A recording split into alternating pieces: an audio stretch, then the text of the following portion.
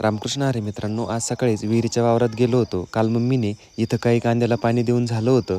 आज परत राहिलेल्या कांद्याला मला पाणी द्यायचं होतं, त्यामुळे सकाळी लवकरच गेलो, मोटर चालू केली आणि कांद्याला पाणी द्यायला सुरुवात केली. आज माझी तब्येत थोडी बरी नाही, पण रानातलं काम थांबत नाही. आता कांदे छान दिसायला लागलेत, म्हणजे आपली मेहनत वाया गेलेली नाही. शेतकऱ्याचं आयुष्य असंच असतं, शरीर थकतं पण मन थकत नाही. कारण मातीशी जोडलेला माणूस कधीच हार मानत नाही.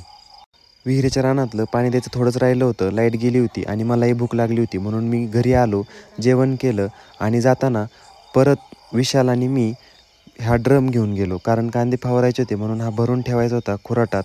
मग परत ते पाणी देऊन झालं आणि मला न्यायला अद्वैत आणि विशाल आले.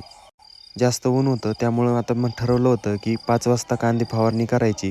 म्हणून मग तोपर्यंत घरी गेलो, चहा पाणी घेतलं आणि 5 वाजता परत मी आणि मम्मी कांदे फवारण्यासाठी परत खुराटात आलो. तिथं ड्रम भरून घेतला, सगळं औषध घेतलं आणि कांद्याला तणनाशक मारायला सुरुवात केली होती. आता हे कांदे महिन्याचे होऊन गेले होते आणि पावसामुळे ह्या रानात खूप गवत उगवलं होतं. गवत जास्त झालं होतं, त्यामुळे इथं पंप पण जास्त लागणार होते. त्यामुळं आज इथलं काही फवारणं होणार नाही असं वाटलं आणि मग थोडं संध्याकाळ झाल्यावर फवारण्याचं बंद केलं. मातीशी जोडलेला माणूस कधीच कोरडा राहत नाही.